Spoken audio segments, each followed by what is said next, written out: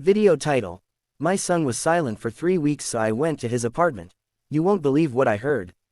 For 3 weeks, my phone never rang.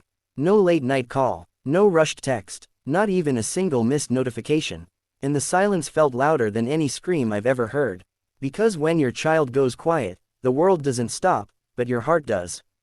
I kept telling myself not to panic. He's busy, he's an adult, he has his own life. That's what parents are supposed to say when their children finally move out. But my son and I, we weren't like that. We talked almost every day. Even if it was just a, "Did you eat?" or, "Don't forget your jacket." The first week, I waited. The second week, I worried. By the third week, I couldn't sleep. His name is Adam, he's 26, quiet, thoughtful, the kind of boy who listens more than he speaks. Ever since his mother passed away 6 years ago, it had been just the two of us. We learned how to grieve together, how to survive together. We built a routine out of loss, Sunday calls, shared jokes, awkward silences that still felt safe. That's why this silence terrified me. I called, straight to voicemail. I texted, read receipts off. I emailed, something I hadn't done since he was in college. No reply. I told myself not to drive over. I didn't want to be that parent. The one who shows up unannounced, who assumes the worst. But every night, I kept replaying the last conversation we'd had. He sounded different, not upset, not angry, just distracted, like he was listening to someone else while talking to me. I remember asking, "Is everything okay?" There was a pause, a long one. Then he said, "Yeah, Dad, everything's fine," but it didn't sound fine. On the 18th day, I noticed something that made my stomach drop. His online banking app, linked to our old family account, hadn't been touched. Adam checked it obsessively. Budgeting calmed him. He once told me it made him feel in control. No activity in 3 weeks. That's when I grabbed my keys. The drive to his apartment felt longer than usual, like the road itself was trying to warn me. His building was an older one, brick walls, narrow hallways, the kind of place where sounds carried and neighbors knew each other's routines. I parked and sat in my car for a full minute, my hand resting on the steering wheel, my heart beating too fast for no reason I could explain. "You're overreacting," I told myself. "You're just a worried father." Inside, the hallway lights flickered softly. I climbed the stairs instead of taking the elevator. I don't know why, maybe I needed the time to breathe. When I reached his door, I noticed the first red flag. The welcome mat was crooked. Adam was meticulous, everything in its place. His shoes lined up, his keys always hung on the hook by the door. A crooked mat seemed insignificant, but it felt wrong. I knocked. No answer. I knocked again, louder. "Adam, it's Dad." Nothing. I tried calling his phone while standing there. I could hear it, faintly, buzzing from inside the apartment. Relief and fear collided in my chest. At least he was home. Or had been. I unlocked the door with the spare key he insisted I keep, just in case. The apartment smelled stale. Not dirty, just unused. Like air that hadn't been moved in days. The curtains were drawn, even though it was mid-afternoon. His shoes were by the door, but not neatly. One was tipped on its side. "Adam," I called out softly, stepping inside. No response. I walked through the living room. The couch was untouched. His laptop sat on the table, closed. A mug in the sink, coffee long since dried at the bottom. The calendar on the wall still showed last month. Everything looked frozen. I told myself maybe he'd gone away. A spontaneous trip, but Adam hated surprises. He planned everything. Then I heard it. At first, it was so faint I thought it was my imagination. A low sound, like someone whispering behind a wall. I held my breath. There it was again. Voices. Not loud, not clear, but intentional. They were coming from his bedroom. My pulse hammered in my ears as I walked down the hallway. Each step felt heavier than the last. I stopped just before his door, my hand hovering inches from the handle. The voices continued. One of them was Adam's. But it wasn't the voice I knew.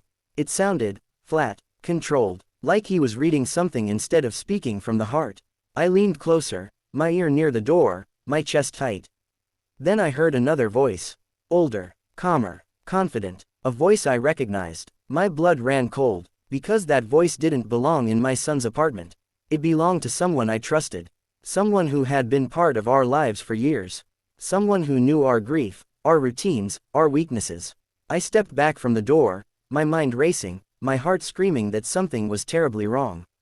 And just as my hand reached for the handle, I heard my son say my name.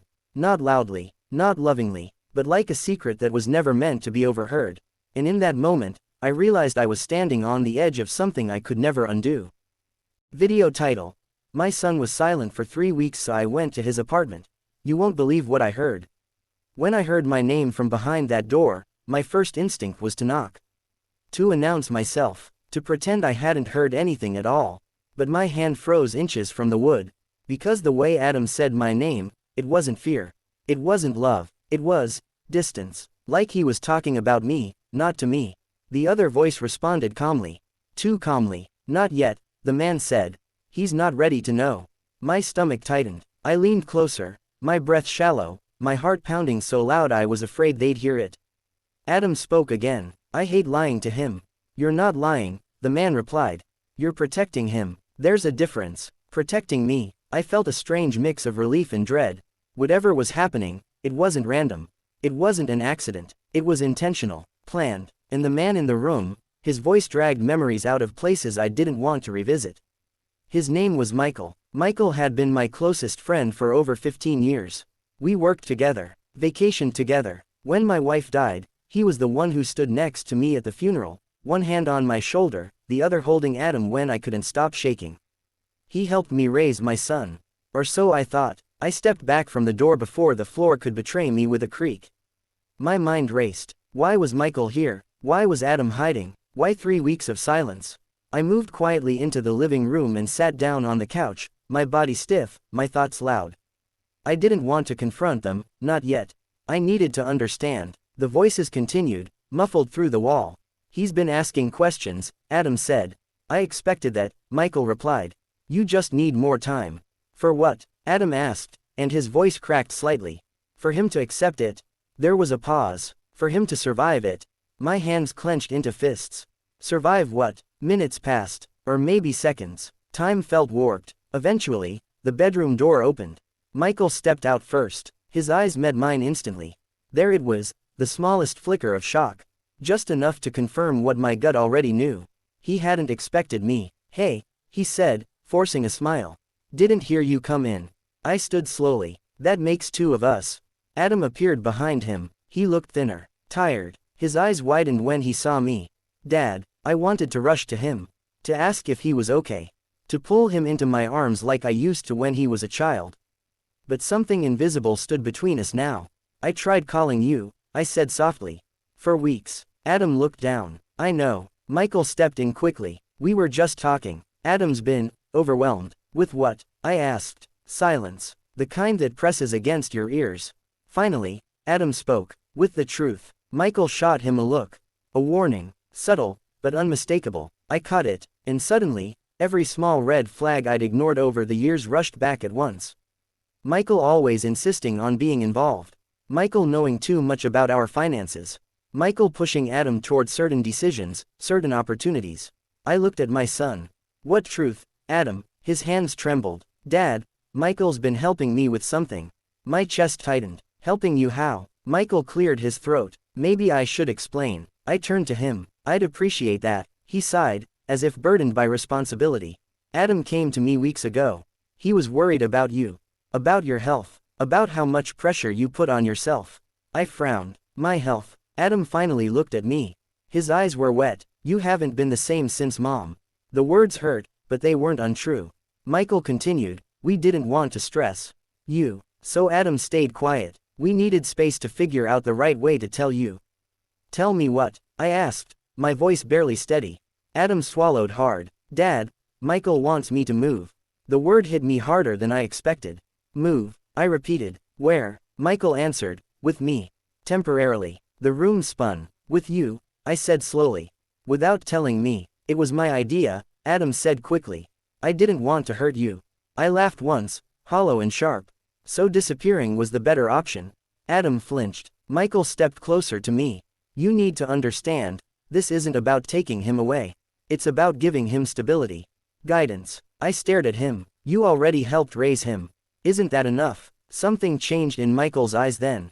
Just for a second. Possessive. Defensive. You were grieving, he said quietly. Someone had to be strong. The words settled like poison. I turned back to Adam. Did you want this? He hesitated. That hesitation told me everything. I didn't want to disappoint either of you, he whispered. My heart broke, not loudly, not dramatically, but completely. I realized then that this wasn't about one moment or one decision. It was about years of influence. About trust slowly shifting without me noticing. I took a deep breath and nodded. I see. Adam looked alarmed. Dad, no, I said gently. I really do. I picked up my keys and walked toward the door. Every step felt like leaving a part of myself behind. At the threshold, I turned back one last time. Adam, I said, my voice steady despite everything. Whatever you choose, I love you. That won't change. Tears streamed down his face. Michael didn't say a word. As I closed the door behind me, the hallway felt colder than before. Empty. And as I walked down the stairs, one thought echoed in my mind louder than anything I'd heard through that door. Sometimes betrayal doesn't come from hatred. It comes from someone deciding they know what's best, and slowly taking what you love while you're still trusting them.